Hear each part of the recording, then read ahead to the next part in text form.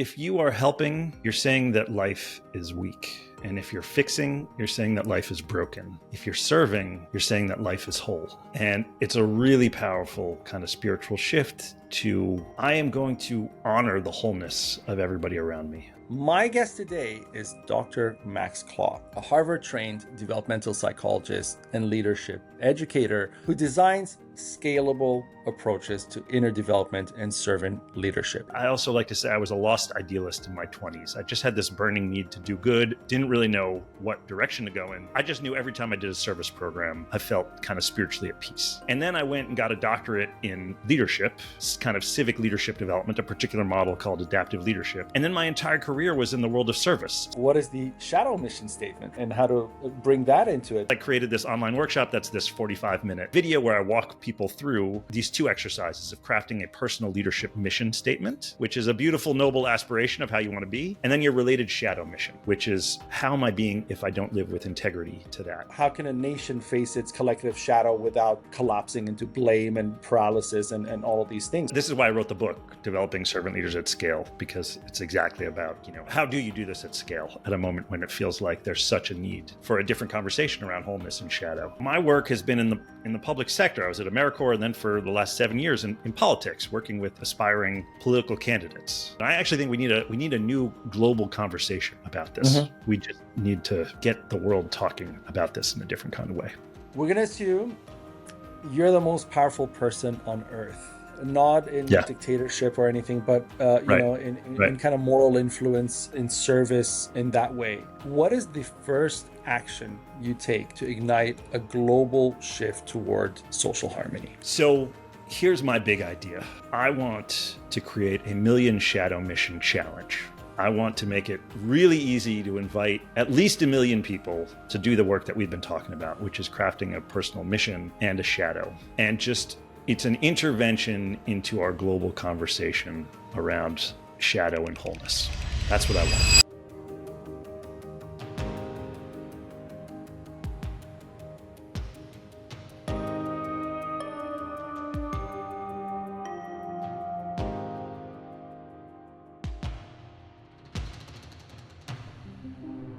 Welcome to Compassiviste Dialogues. I'm your host, Ali Horiat. My goal in this program is to educate our audience about various global issues and how we can help.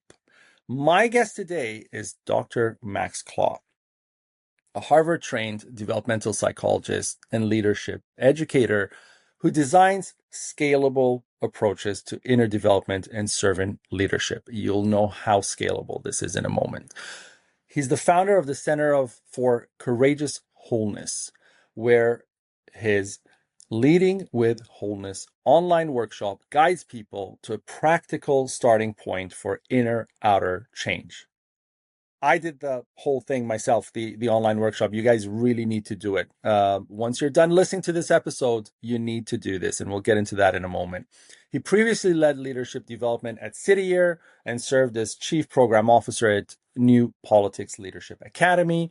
He's also the author of Race and Social Change, a quest, a study, a call to action.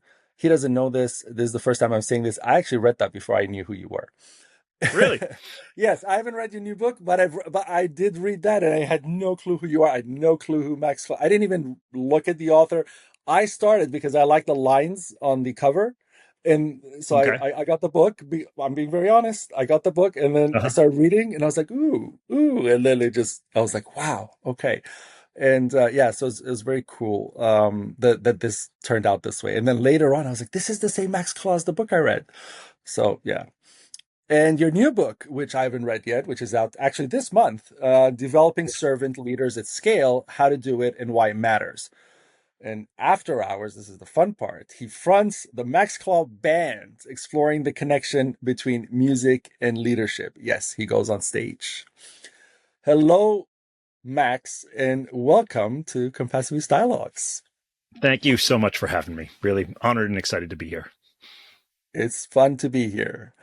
Well, I'm going to start with the fact that you root your framework in servant leadership. It's kind of like a Jungian shadow, going back to Carl Jung and Joseph Campbell's kind of two worlds journey. Again, his famous book that transformed many people's lives, understanding shadow and myth and all of that. Um, After all of this, and after all of your exploration, and after all of your academic education and personal education, you saw a gap in leadership development, which became your calling. That spiritual calling, aside from work, because you could just stay at school and teach. You could have a decent job, you could have a decent salary, and you can teach, and many people do this, right? I say they haven't found their spiritual calling sometime, right? They haven't aligned themselves or Right. understood why they're here on this planet, why they're living, why Right. they're alive. I think you found that because you tap into something, and it called for a specific integration rather than, let's recreate a model and call it mine and try to sell those books to, and have 35th edition in academia. And, you're not doing that. So let's start with that. How did you catch that? How do you see that? Yeah, well, I see my work as integrating three themes that are not necessarily, they don't have to go together. But the first theme is servant leadership. And for me, I always say I'm a service person. I'm an alum of 4 different service programs, and I've led service trips to Ghana and Honduras and Israel and Ukraine, and just kept going back to service as somebody who, I also like to say I was a lost idealist in my 20s. I just had this burning need to do good, didn't really know what direction to go in. I just knew every time I did a service program, I felt kind of spiritually at peace. And then I went and got a doctorate in leadership, kind of civic leadership development, a particular model called adaptive leadership. And then my entire career was in the world of service. So City Year, which is an AmeriCorps program, so young adults doing a year of service here in the United States. And then 7 years at an organization called the New Politics Leadership Academy, trying to bring servant leaders into politics. And for us, that meant people who had served in the military or had done AmeriCorps or Peace Corps or chosen careers in healthcare or education, people who had chosen by their life choices that they understood serving a cause larger than self. And so servant leadership is just home base for me. It is kind of my spiritual orientation to the world. But then there's this whole world of shadow that I encountered in a really powerful personal growth experience when I was probably like 34 or something like that. It took me a while to find it, but I just felt like this is the deepest spiritual work we need to do. And I had been around a lot of servant leaders who are really idealistic and they have a lot of light. They really want to do good in the world. But if they had not taken a look at their shadow, they caused damage. And if I'm honest, I was that person for a bit. There was a lot of kind of egotism, a lot of let me be the great savior. There was a lot of real shadow that was really problematic. And I saw how important it was for me and how in all these contexts where people are trying to serve others, trying to help others, there was a real need for people to have this consciousness. And then the final piece is scaling inner development. Once you realize it's important to do this and how transformational it is, the question becomes, how do you build an organizational capacity to get thousands of people through that kind of profound inner process? So servant leadership, shadow, and scale, that is what Courageous Wholeness is trying to bring into the world. As you're speaking, I'm remembering our earlier conversation and, doing your online course. And throughout the course, one part of me was loving you for this course, and one part of me was almost about to curse you that, I Oh, yeah. got to learn this 10 years late because where were you in my 30s, right? Why was this not around? And why is it so simple but so new and novel and nobody's done it? I've been through so many of self-help and Yeah. spiritual Yeah. help and all of these things, from all the way, sitting in ashrams to, new age stuff and Yeah. marketable stuff for buy my course, you're going to find yourself, that kind of stuff. And a lot of it wasn't transformational. There were bits that were transformational, which is why I'm here today. But most of it wasn't. And when I advocate for your course here or elsewhere, it's not really trying to sell your course or help you do better in it or anything like that. I really believe in what you did. Like I took the course myself, and um, I'm the biggest critic in the world. Okay, I don't Mm. tell people this is amazing, this is lovely, because I see through things. And Yeah, I loved it. When I did it, I loved amazing. it. So Thank you. And I like, think we should, and for yeah, listeners, let's give a little context of this. Of sure. what Ali's talking about is I have an online workshop called Leading with Wholeness, and Leading with Wholeness is kind of the signature workshop of the Center for Courageous Wholeness. And it took me decades to figure out how to do this. And this is my new book around developing servant leaders at scale. It talks about the years of trial and error of how do you invite people into this kind of deep inner work in a way that's productive, and recognizing there's a whole lot of cynics and skeptics who are not inclined to go there at all. And um, it means so much for you to say this is actually really simple, because I agree. Like I found a way to make this really simple, but until you have this way of understanding things, it's just a really complex thing. And, people don't understand what is shadow and wholeness. It's like, what the hell are you talking about? So what you're talking about is I created this online workshop. That's this 45-minute video where I walk people through these two exercises of crafting a personal leadership mission statement, which is a beautiful, noble aspiration of how you want to be. And then your related shadow mission, which is, how am I being if I don't live with integrity to that? And I use a lot of Joseph Campbell mythology and some Star Wars, some pop culture to just make all this stuff just really clear and hopefully kind of engaging. So I hope that's some helpful context for listeners who are hearing about this for the first time. And I worked through it, and I want to add to that, I a part of that workshop is kind of developing your mission statement, right? I mean, what do you aspire to? What is that mission statement? The way we do it, in corporations or organizationally, let's put it that way. Explain your mission statement as you, as the person. But then what we don't do organizationally is what is the shadow mission statement, right? And how Right.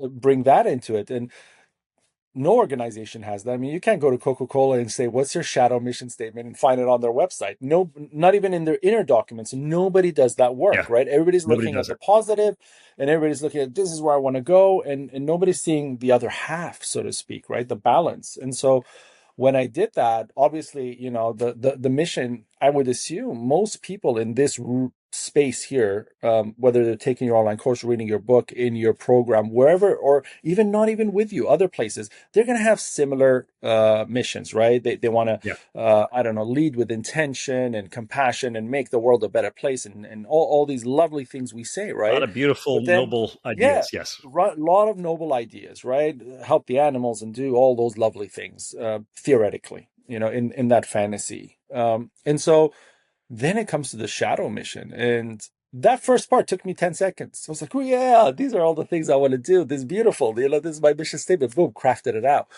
And when I went to the shadow part, it wasn't too hard for me because I was able to recognize myself, right? I come from that shadow world. Like that the shadow was me, and then it became the shadow, so to speak. And so for me, it was very easy to say, my shadow mission is to default to my capitalist mindset.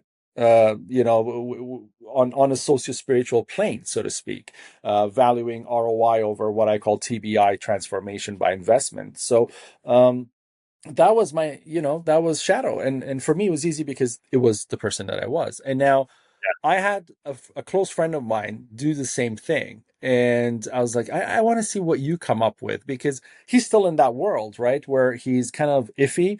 So he does a lot of like, charitable work and donations and stuff like that. And it makes him happy that he's helping. And he often like gets in touch with me and says, oh yeah, I help these people. Look, here's some pictures. They did this, they were able to do that. And it feel good and stuff. And we always have these arguments about, what are you really doing? Are you really moving the needle? Like, you have such capacity to move the needle where you're sitting in your position in your life and your funds and everything else. Are you moving the needle, or are you just sending some kids from an orphanage to Disney World for a weekend? Like, how's that changing their lives? With your power, it helps. I'm not saying don't do it, but there is a lot of people in the world who can collectively raise that money to send them to Disney World, okay, for the weekend.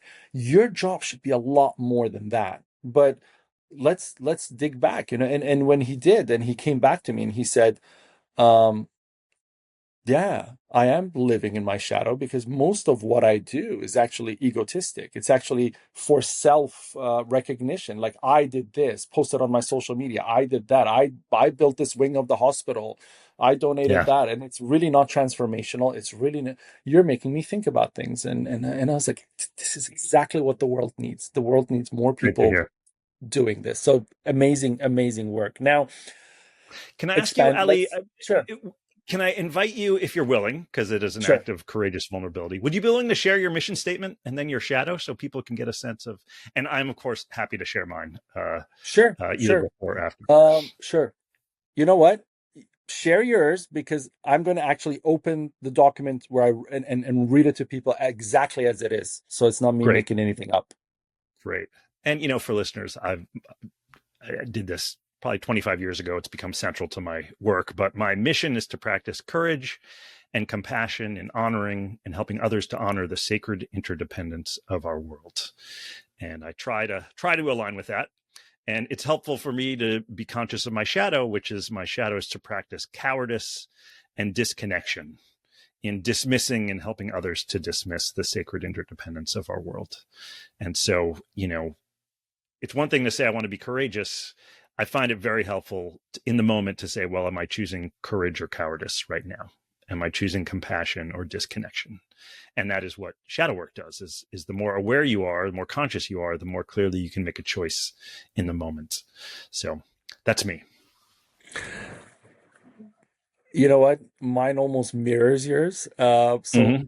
I'm going to read it. My mission is to Great. lead with active, intentional compassion, addressing the world's social challenges, not to claim victories or collect rewards, but to honor the dignity of every being, striving to empower people to find hope and strength in their struggles and to minimize suffering for humans and animals alike, in recognition that we are all expressions of a single spiritually divine whole.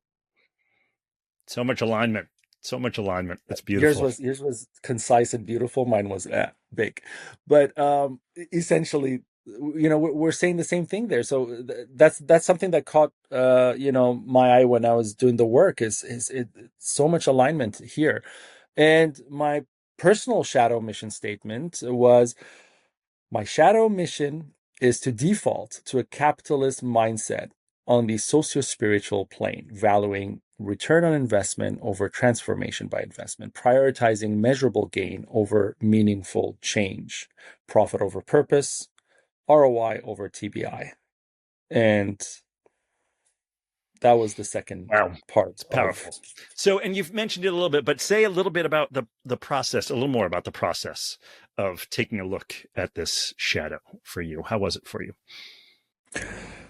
Um, you know, I'm in a unique place, so to speak about this because I feel I did the exercise the hard way, of identifying myself, and I'll tell you exactly where that happened is when I first quit my fund and walked away. I was in a place where I was really breaking personally, and it was hitting rock bottom personally. Financially, I was on cloud nine, For and listeners, Ali was in charge of a $3 billion hedge fund. Am I getting the details right? yes, yes, Yes. and And and you and walked and, away and from it. yes, Yes. and it all, and this is before I donated everything and gave it and literally walked away.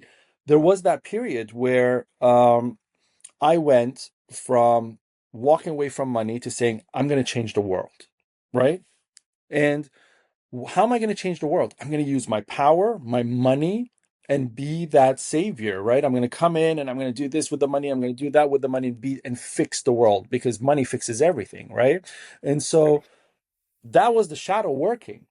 I just Right. didn't know it. I did not Yeah. know it. I thought the shadow was the old me who was, immersed in my work and money and God's money.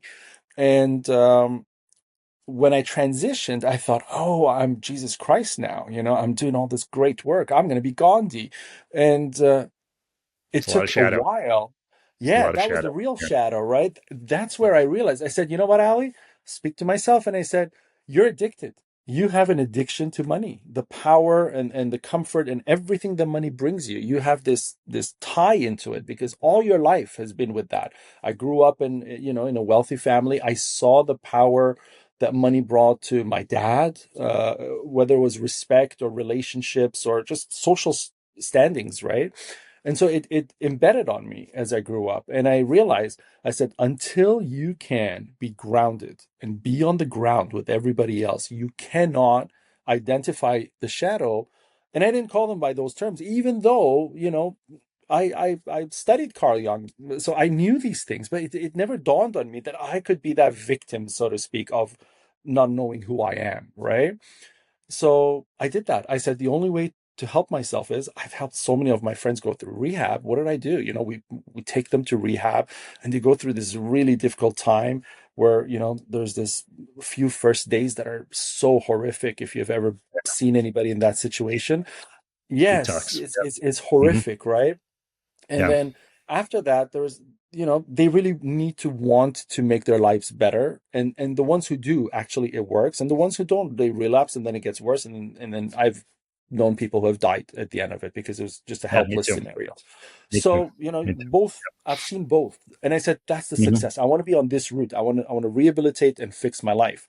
And so I went into that. And I said, the first thing I got to do is lose the money because that is the part that's hurting me because I don't know how to use it right. It's like giving a gun to a person who has a violent nature. Like there will be a moment where they'll sporadically make the wrong choice and kill someone, right? So the And safer thing to do is just not give them the gun in the right. first place Yeah. because they don't Yeah. have that absolute control.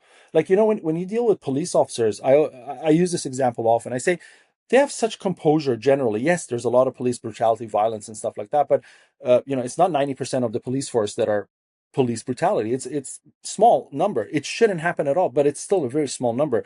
Imagine all the officers who go through all this stuff they do through their workday, yet they don't pull a gun and just shoot the person, right? They're dealing with someone who's just being psychotic, but no, they're not going to shoot, right? That's some kind of control mechanism. I didn't have that with money. I didn't have that control. I had to let it go because it was dangerous. It wasn't until I let it go and it's the struggles and the change and the transformation of about 3 years. I mean, we're not talking a month or two, it's a Oh, 3 year takes a process while. that I went Yeah. through. Yeah. To be able to identify myself and a real mission statement and to place that shadow mission statement where it belongs. And that even didn't happen until now. So we're talking 2016, we're 2020, we're almost 2026. So it took a decade for me to be able to have a shadow mission statement. Yeah. Yeah. That's Although, how you brought this full circle for me. what it evokes for me is I had a similar experience when I encountered Joseph Campbell. I mean, your life is definitely much more dramatic, but the sense of not knowing what to do, being lost in the woods, just in spiritual pain, and then finding my way to myself.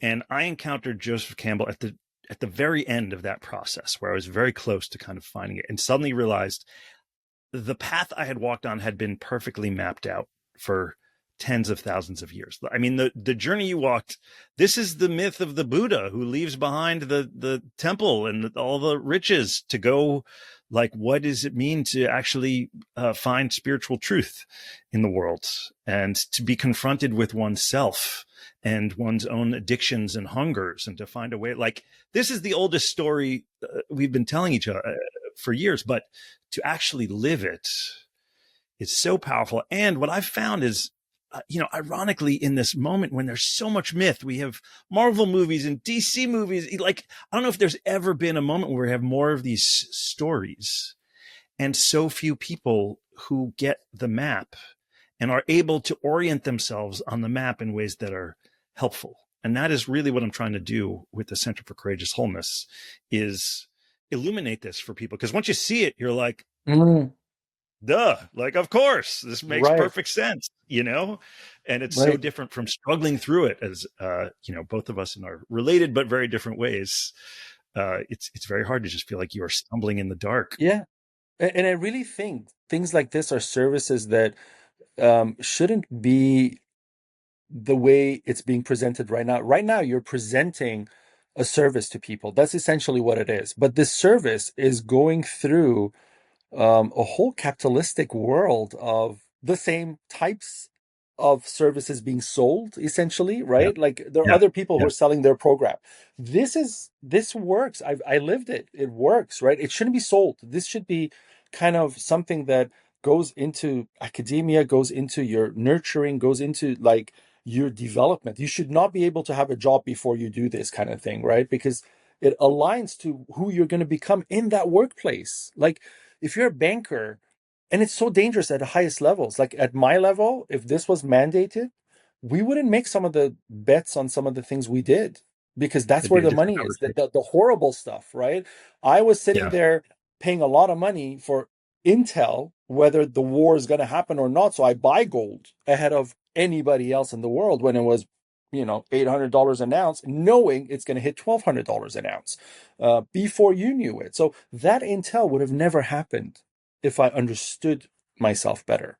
That positioning would have never happened. I would have never worked to crash something purposefully because of what I would, a lot would have changed if I had the education that you can bring to the table. Unfortunately, there's no mandate to that education. There's no regulation to add that education. There's no regulation to say you have to be a decent person. So, it changes things. And then after I did the test, you brought up the Buddha, right? And yes, and I started thinking, when Moses went up on the mountain and he left people behind, and myth or reality, he went for 40 days and came back. I started thinking, did he go up there, and never mind the religious discussion with God and stuff, but let's think of it from this angle. Did he go up there and sit there and think about his shadow self and say, thou shalt not covet thy neighbor's wife, and all of these other things came from an idea of this would be how I would live if I was just like fully non-committal to being a decent person, and come back with, that tablet that has commandments on it. So, if we just take out that religious connotation and just look at it from a self-moral perspective, you would think that, if I was to design something for a society, that's how I would do it. I would look at my society and I would say, this is the societal shadow I live in, right? For example, I live in New York. This is the societal shadow of New York. Now, how do I make this better? Let me come up with a mission statement that kind of identifies these two and kind of transitions people to the other side. Now, all of a sudden, 2 years down the road, I don't know, violence and crime in New York has gone down by X amount. The amount of people who've bit each other on the subway has gone down by 80%. These things can help, right? And you speak about Yeah. that actually. You speak about, how can a nation face its collective shadow without collapsing into blame and paralysis and all of these things. So elaborate on that, because I just Well, told you what came to my mind. I was like, these sure. I prophecies, mean, they come from these places as well. yeah. I mean, one thing is, this is why I wrote the book, Developing Servant Leaders at Scale, because it's exactly about, how do you do this at scale at a moment when it feels like there's such a need for a different conversation around wholeness and shadow, you know?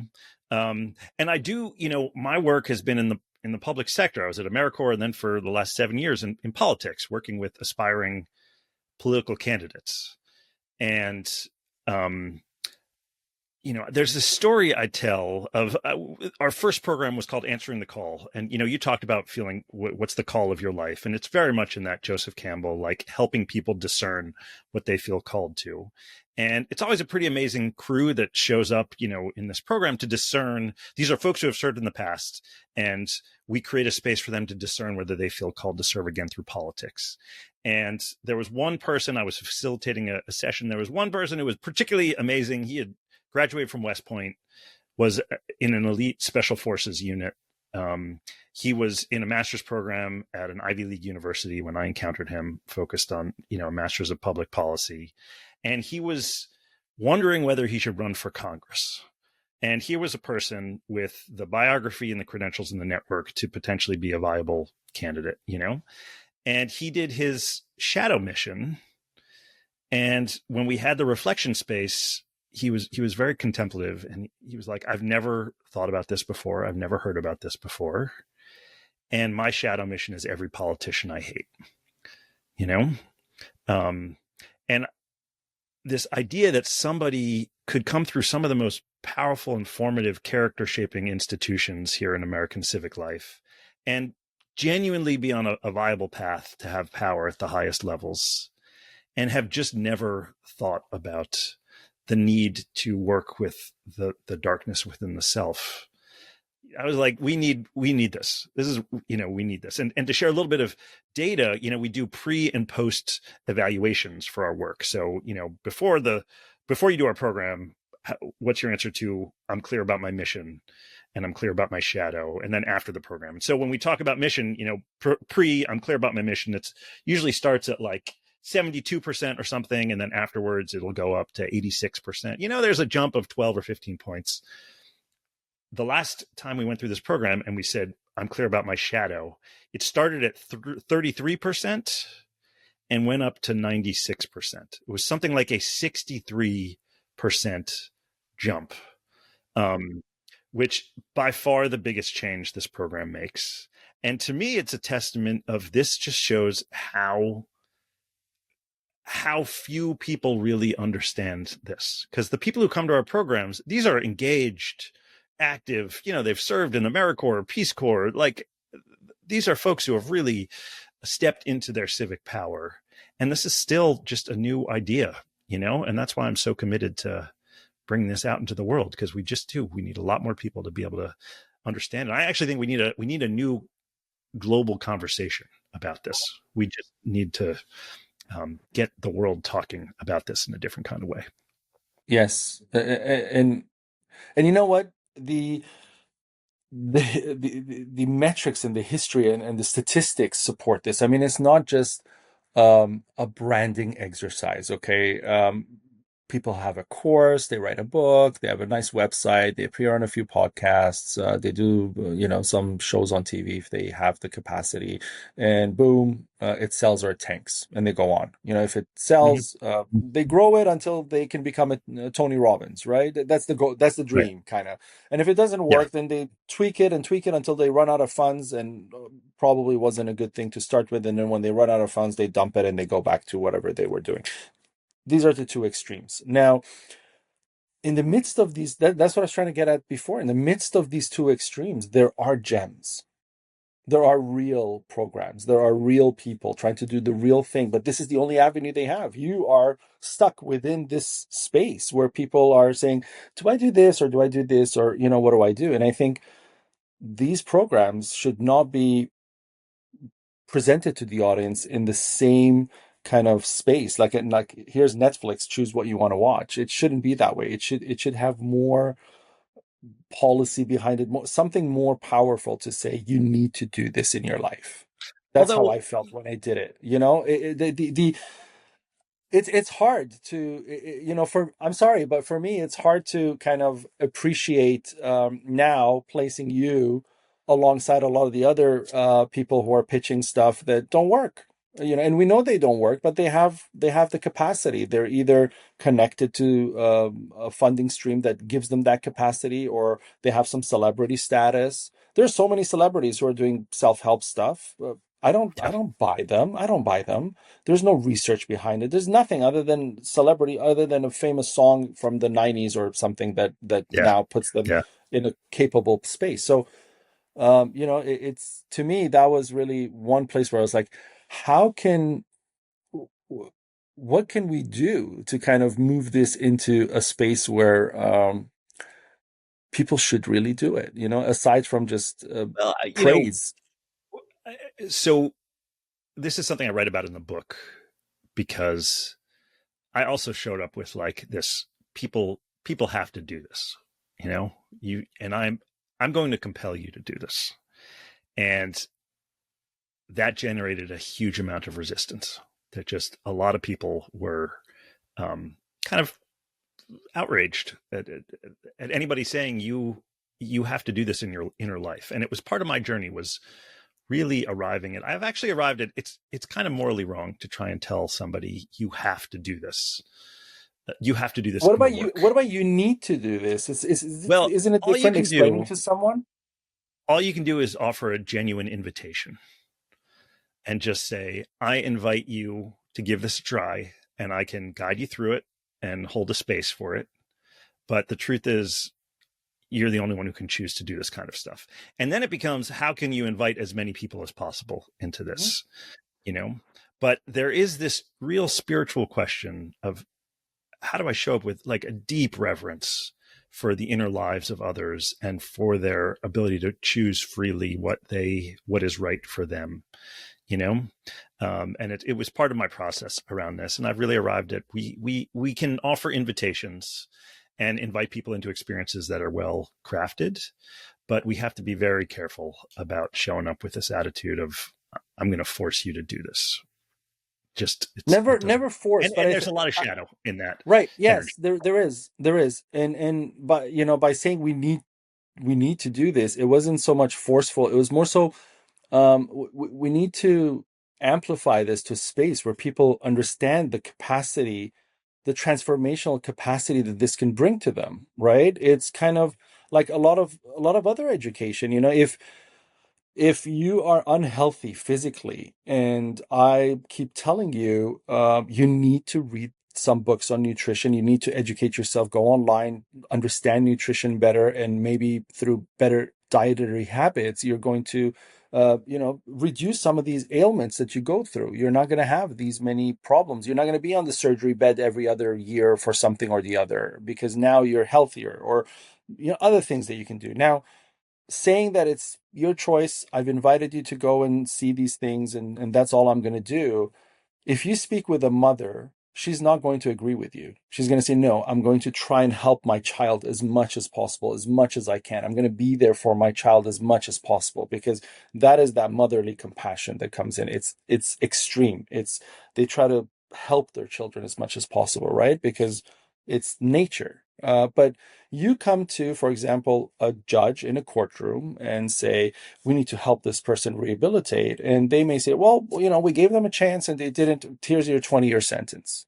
There isn't that much compassion in that conversation. There isn't that much, okay, let's try another rehabilitational direction. Let's see what else we can do for this person. Let's try to help them. They only have this one life. Let's not just throw it away and lock them up. And that level of compassion is not equal.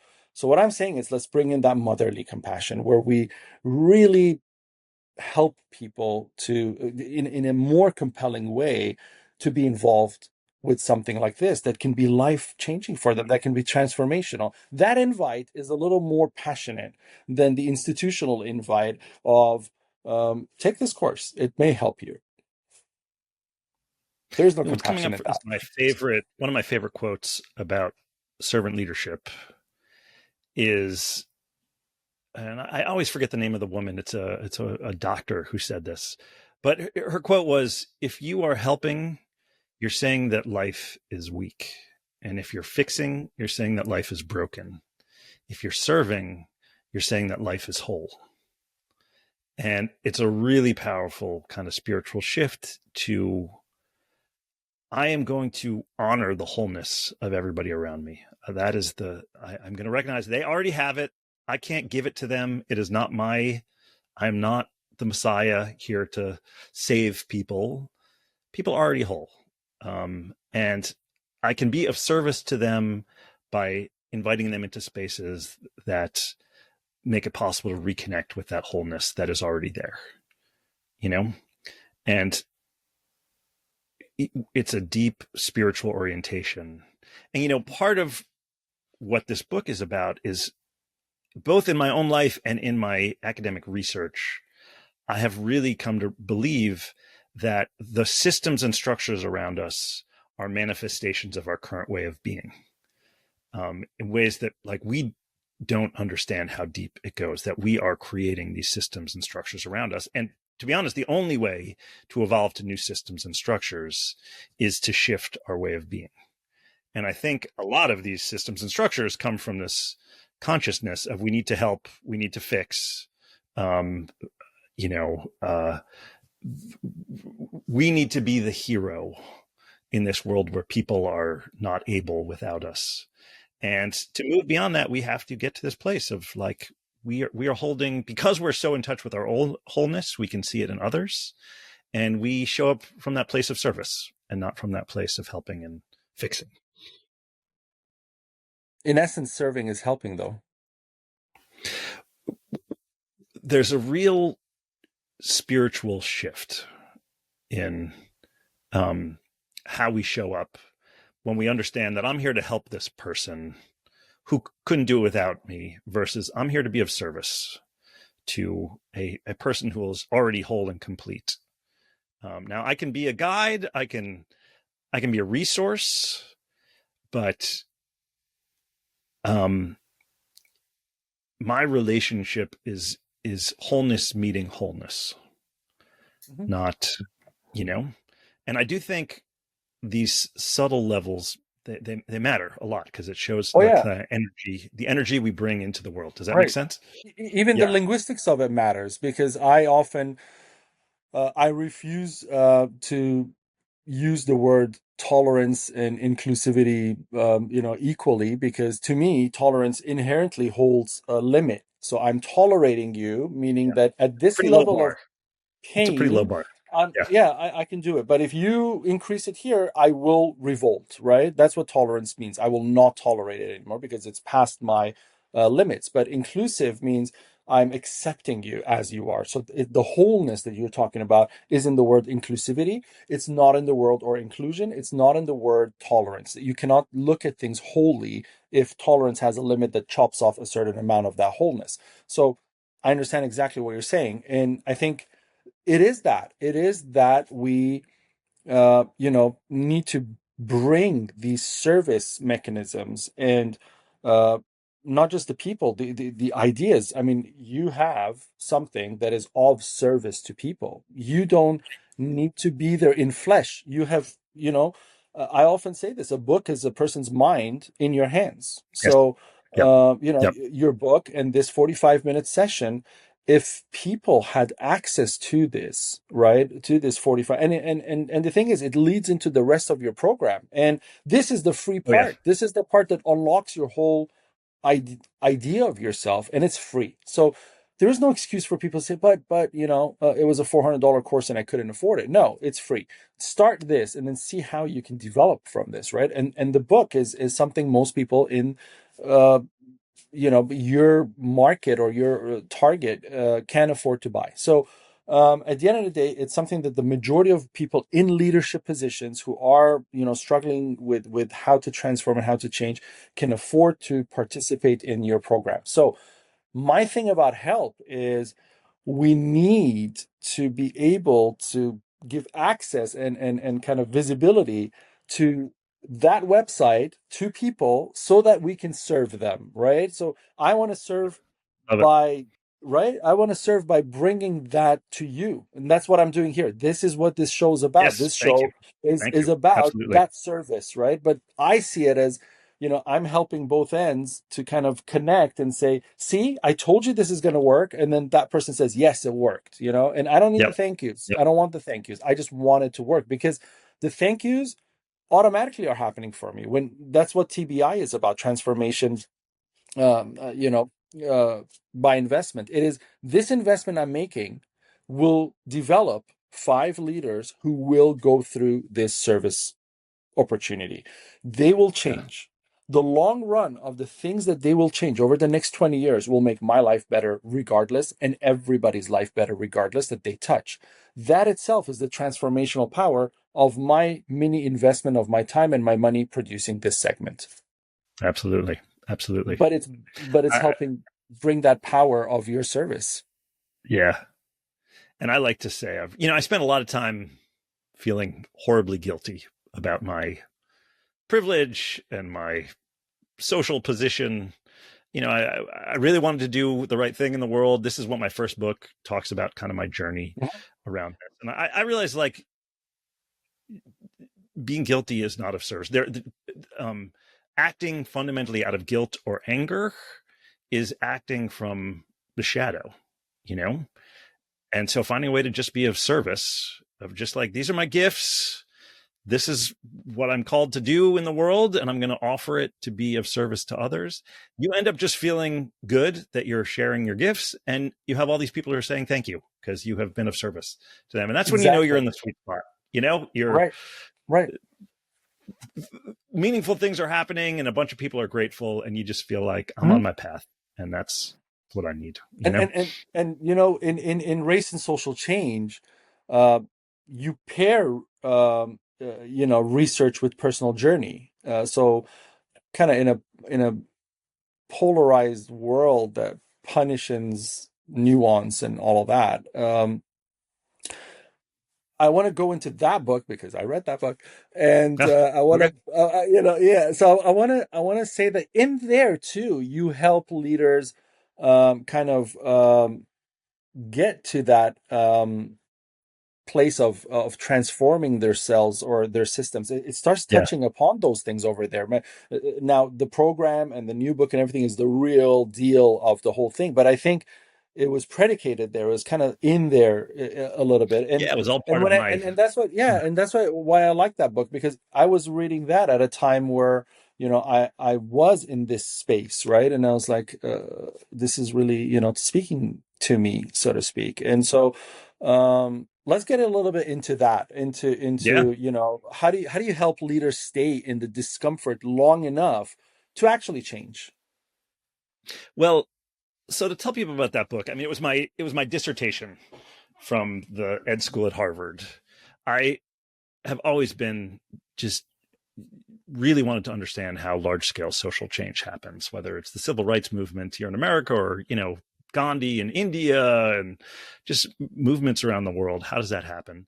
I was studying youth leadership, trying to understand how people train youth leaders. And I stumbled on this program called Camp Anytown, which actually happens all over the country. It's a week-long residential youth leadership program that helps young high school age kids think deeply about racism and sexism and ageism and all those different kinds of isms. But on the last day, they do this really provocative educational exercise where they simulate a Jim Crow style social system. So they kind of separate the kids into groups: whites, Asians, Jews, Latinos, blacks, and tell them not to talk to members of other groups. And then the white kids go into breakfast and get double servings and a big table, and every group lower in the hierarchy gets kind of less resources. So they're very clearly, after a week of having young people think about these systems, they create this like really hierarchical, unjust system for the purpose of giving these participants a chance to practice challenging these norms and transforming these systems. And I realized this is like a miniature civil rights movement. This is a chance as close as you could get to kind of understanding large scale social change in a petri dish, and it's connected to this whole tradition of very well known, infamous social psychology experiments like the Stanford Prison Experiment and the Milgram Experiment. So I studied 3 of these to try and understand, like, how does this change happen? And going into it, I was really interested, who are the first kids to challenge this? And once the system is challenged, how do coalitions form? Who resists it and why? Like, I had all these questions about how that happens. But I watched 3 of these, and what ended up happening is each of them happened in completely different ways. Like, each unfolded completely differently. And then I was like, how do I understand that? Like, they basically had the same rules, but they just completely, but no correlation. 3 totally different outcomes. Yeah. And what I ended up arriving at was there's something about the inner way of being of the authority figures that kind of created a social field that called forth the entire system. There was one system that was all about power. They were just very kind of dictatorial and authoritarian, kind of nothing happened. It just fizzled. There was another place that was all heart, it was all compassion, and there was kind of an emotional catharsis, but nobody felt empowered. Nobody, like, they made some choices to bring people together without the kids challenging things. And then there was another one that really held power and love. Like, they were both willing to kind of be this stern authoritarian because it was in service to what this educational program was about, but they also had this deep compassion for what they were, asking kids to deal with, that sort of thing. And that was the one that generated this like lifelike civil rights movement, this incredible self-organized creativity, And so it was a totally unexpected finding, but how profoundly the inner way of being of the people with power called forth the entire system. Just, it was invisible until you could see the whole system. And it's completely shaped everything I do since then, of like, if our way of being has that kind of impact on what we call forth around us, then we need to get good at helping people evolve and develop at that innermost level of the way of being. So I'll pause there, but it's, that's how we get from that research to the book that I just published. That's a lot to take in, Yeah. and and I'm just thinking about it, and when you think of Compassiviste as an organization, I mean, I often get questioned by people collaborating with us or coming in on one of our tentacles, one of our programs, whether it's any area of it, and they don't understand that they come in and say, "But where's the sale? Like, what do you actually do, right?" And I have to explain to them what you just said. I said, "No, we're trying to create that transformational human." Right, so that the next generation can be influenced in a way that society comes out of that you're talking about, right? They, how do we do that? And I keep saying, if we bring in the right compassion, and if we kind of, going back to, what you said earlier, if we can bring that in, if we can set our modular minds into holding compassion there all the time, right? I mean, the fear and flight and all these other modules come in. The economic, you go to the market, you have your economic module on your bargaining and all of that. You go into an unknown space, the fear is always on alert. So these modules take over your mind. Now, how do you Yeah. have that strength in your meditative power to say, no, compassion stays in all the time. So that's 75% of what's there.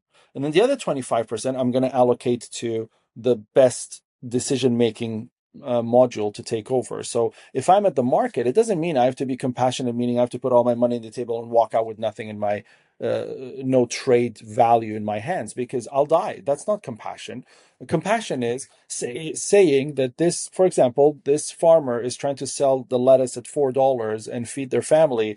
And, I think everybody else is selling them at $3.50, or, it's been $3.50 for a long time. I don't know. I don't feel right about $4. I could say $3.50. It sounds fair, kind of, right? Or to understand their situation. Why is it $4? And have that conversation. But to go in there and say, I'm not paying a penny more than $2. You're desperate. You need it. You have to accept it.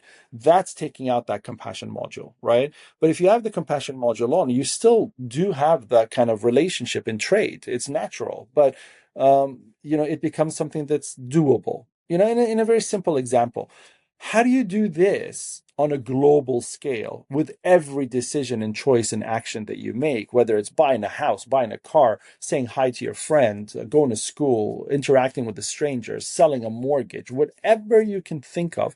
How do you do this at a scale where you are continuously doing that in your leadership choices? That is exactly where you come in. You come Right. in Right. right at that space. So that education goes into Compassiviste, and it kind of builds the tangible space of doing the work that you are theoretically presenting, right? So the platform that we built and the space that we've built and the programs that we've built for the interactions are built on the ideology of people like yourself and people who've influenced you, and going all the way back. Again, I've studied a lot of these things in my life. I did a lot of schooling, not because I wanted to, but because I didn't want to come back home, because I loved the schooling life. Yeah. Again, I came from a privileged background, and it was beautiful. Yeah. When you like the education you're learning, you don't have to worry about money. Your house is free. You've never understood those issues. It's Yeah. beautiful to stay Yeah. in academia. I mean, I did 4 masters. I did two Wow. postgrads. So why not? Wow. Why not? It's fun. Philosophy, religion, social issues, conflict resolution, international issues. Like, why not? They're all fun. The things I like, economics. So I, putting all of that together, brought me to a place that, like you say, we need to influence, not influence in a bad way, but in that service way that you're presenting people, so that we can have that better generational future. We can have that harmony that we're all aiming at. And that's really our vision statement, like one word, harmony. And it Yeah. happens through that educational module. That's Yeah. where people need to go through that eye of the needle that you are at, you're holding there as Yeah. service, so that they can come out the other side with that influence. Now, in your new book, Yeah. you argue that scale must not come at the expense of depth. So that's interesting. I actually, This is a that's question not from quite. someone on the team, because someone on the team, Yeah. they came to me and they reviewed your developing servant leaders at scale, and they had this one question that said, "Can you throw this in there?" And they want to know uh, your own experience of that. Like, how did you navigate it, and what does that even mean? Because it's hard to I understand. actually So, say I appreciate that, and what I actually say in the book is there is some trade-off between right, scale and depth. I encountered Joseph Campbell and Carl Jung in a really powerful personal growth retreat. We're talking like 30 men with 30 facilitators. It was like a one-to-one training. We were at a retreat center for 3 days away from, like, there was stuff that happened there that was just incredibly powerful. And you just cannot do that in like a corporate conference room on a Tuesday. Like, this is not therapy. The stuff I'm doing right. is not therapy. Um, so there is some trade-off of, we can't create that kind of experience for tens of thousands of people, but we can invite them into the kind of work that you did, where, like, this is powerful, this is meaningful, like, I'm getting some powerful insights out of this. And so that is part of what the book is about, is how might we create an approach that can be done with thousands of people, and that you don't need like highly trained experts who are either clinical social workers or doctors, people with doctorates in leadership. How can we have kind of skilled non-experts hold these spaces where this work happens in a way that's powerful, but also calibrated to what is kind of safe and appropriate at work? I like the honesty in that, because if you were strictly an idealist, you wouldn't have thought about that, to be honest. You're pragmatic. It's something that I like about you a lot, is you're pragmatic, and generally theory doesn't have that pragmatism attached to it. And again, you go to school. I remember my first degree was economics, and it was macroeconomics mostly. And in my first course of macroeconomics, I was shocked because I was learning economics, but I wasn't really learning real world economics, because hold this constant, hold this constant, hold this constant, this should affect this. Well, in the real world, you can never hold these three things that you just dare to say hold them constant, constant. It's impossible. So why are you teaching me this? That was, I was lost there. And then I realized, no, this is just theory. You just need to follow the instructions. And I started disliking idealism from that point, because you cannot always connect it to realism.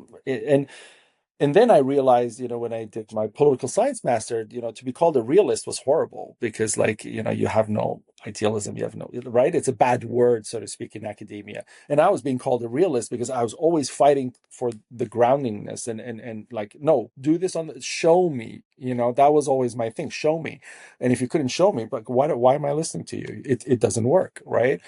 And so it took a while for me to learn that trade-off and that understanding, and the honesty of the conversation. And this is where this came up from, the fact that you, before criticism and before anything else, you actually, come out and you say that there is this trade-off, and you know it's understood, and it's part of the efficiency of a model. Like, you're never going to get 100% efficiency. Like, the best engineers in the world at GM are not going to be able to create 100% efficiency at the production line. So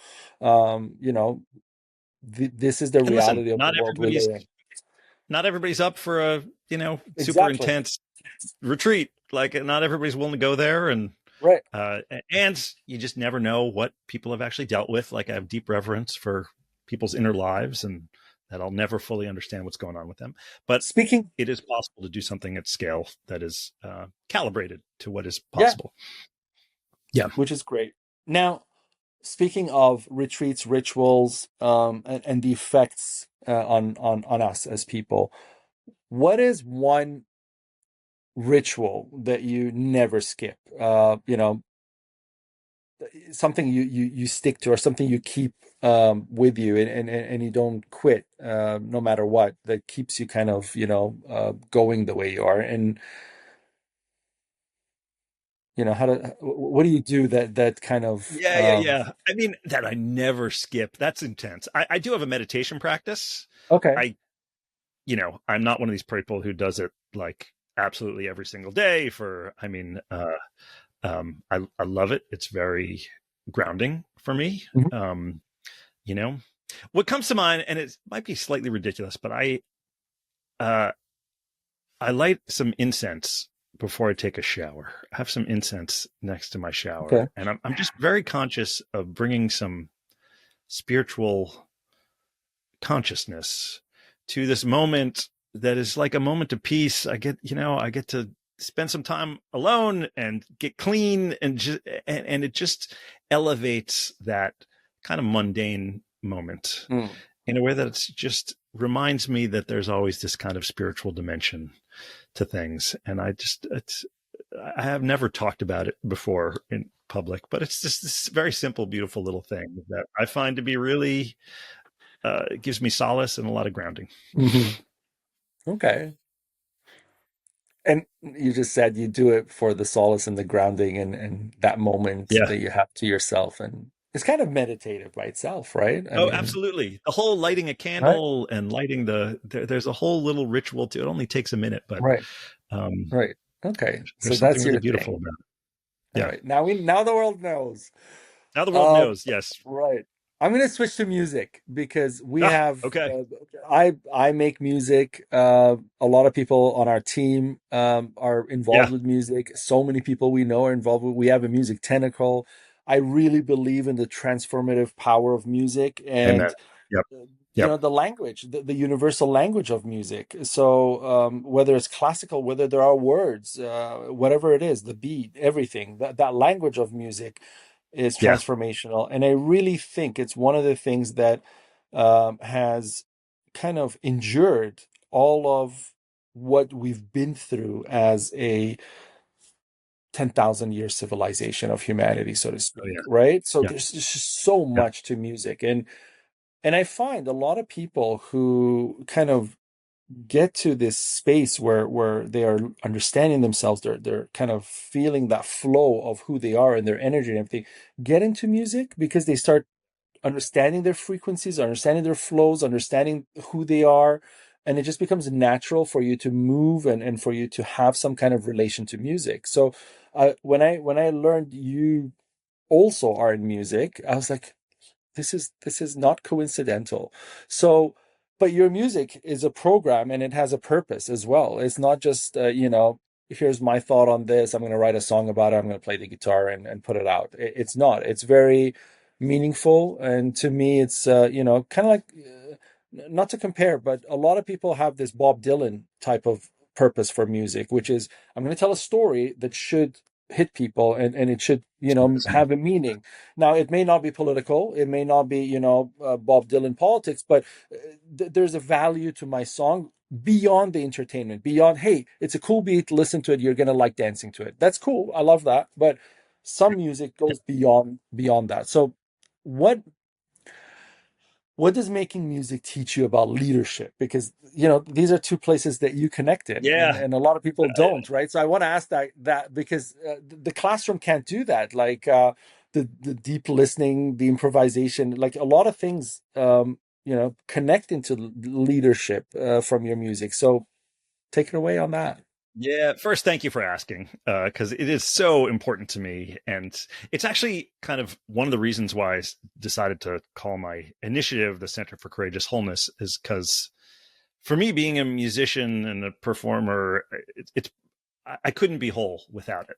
And It's so essential, but it is so unusual to bring it up in these professional spaces of, here are my fancy credentials and the book. And I just love making music. And there's, as you mentioned, music has been central to so many movements for social change. It's just always part of creating change. And then for me personally, my story, I was Max on sax growing up. I played saxophone and was always playing in other people's bands. And I had, plenty of time where it was like 1:30 in the morning and I'm playing a sax solo over Brown Eyed Girl or something like that. And I was like, this is not fun for me anymore. And I had picked up guitar and slowly started writing music, and all the, kind of artistic courage that comes from anybody just trying to create something. It was a real practice. And I would think I was like 34. I was like, I have enough songs. I need to make my own band. And it was a real act of courage to say, we're going to play my music. Like, I'm inviting you, this musician, to come be in my band and do my stuff, and then it just becomes this whole, like, what am I trying to express in this song? And can I connect deeply with the audience through this? And can we listen to each other as musicians and kind of serve the whole so that we make this beautiful sound together that, I can't do it myself? And just everything about it is leadership development, as far as I'm concerned, from finding your voice to working collaboratively with others, to making people feel things, to expressing, to helping people get to a different kind of spiritual place than just what would happen if there's conversation and no music. All of that. I just love it all. And the fact that you perform, for me, adds another layer, because I always tell people, going on a stage, performing, takes a special kind of courage. And some people have it, some people don't. And even your biggest star today, or people you think are so natural on stage, had to step on stage for the first time Scary. at some point in their life, Scary. right? And Yeah. that first time is scary, right? And And listen, so, it never fully goes away, I think. yeah, It's always a little bit like, yeah, exactly. here I There's am. always a little bit like, oh my God, right? Yeah. And so something about leadership that ties for me there is losing the fear of speaking your mind, of coming Yeah. out, of Yes. being on the stage, right? So if you are seeing something in your school, for example, at your workplace, or whatever it is that you should be calling out, your values tell you to come on stage for, that, going on stage of a musician kind of makes it easier for people to do that socially in other spaces too. So, when you're so comfortable coming on stage and performing for, whether it's 50 people at a bar or whether it's 50,000 people in an arena, you're now able to speak up. You're not shy. You will speak up. So you could be on a flight, you could be on a train, you could be somewhere that requires you to speak up about something, or requires you to, respond to something. And you just feel more comfortable being that voice that speaks up, versus, I don't know, it's not my place. I shouldn't say anything. I'm too shy to speak. I can't. And something horrible happens, or something that requires support happens, or whatever. And so it gives that other layer of ability to kind of help your leadership status, in a sense, to Yeah. serve people, because a lot of A lot leaders, of my they work have to is, speak up. yeah. Yeah. And, it's about cultivating a way of being. And like, I am not a famous musician. And, we play these little, like our little town, our town evening with a bunch of, vendors set up. Like, it's small town stuff. But it doesn't matter how many people you're playing for. Like, existentially, you're saying, I am going to put my art into the world. Hmm. I'm And expressing myself. I need to express myself. And Hmm. whether you like it or hate it, I can't control that. I need to use my voice, and I need to try and create something beautiful and meaningful. Exactly. And that's And the courage in it. anything else is beyond me. Like, I can't control it. So, and that Right. is it's always courage, you know? Yeah, Yeah. absolutely. Last question. And I want a short answer so that we can talk about that answer. We're gonna assume you're the most powerful person on earth, not in dictatorship or anything, but Right. in Right. kind of moral influence, in service, in that way. What is the first action you take to ignite a global shift toward social harmony? So here's my big idea. I want to create a million shadow mission challenge. I want to make it really easy to invite at least a million people to do the work that we've been talking about, which is crafting a personal mission and a shadow. Um, and just, it's an intervention into our global conversation around shadow and wholeness. That's what I want. I want to, what you've been saying of a lot of people need to do this. How do we invite lots and lots of people in? So that people are having this conversation around, hey, have you thought about shadow? Where are you at? What does that evoke for you? And what's the shadow of our society? What's the shadow of this organization? Can we just catalyze a whole different kind of conversation? Because I feel like that is the essence of the growth we need to evolve beyond this mess we are making of our world right now. So that's my big dream. You know what? It's realistic. It's accomplishable dream. It's not too ambitious. It's not too much unicorn chasing. I think it's very viable. And I think we can be in a position to collaborate and support with that. It's not That would be far-fetched at all. amazing. You're not speaking about something that's impossible. Right. And I believe in it enough to say right here that I'm seriously now thinking about how can we do that, because I know, the ripple effect of that alone is going to be, one part of that transformational Yep. investment. Yep. So when you It's think in that TBI model, you're thinking, yes, this is one of the things we need to support for the transformation. How do we invest into this? How much uh, money does it need? How many people do we need to call on to bring on their people? How do we do this as a collective, right? All of that investment is going to be transformational. We need to do this. So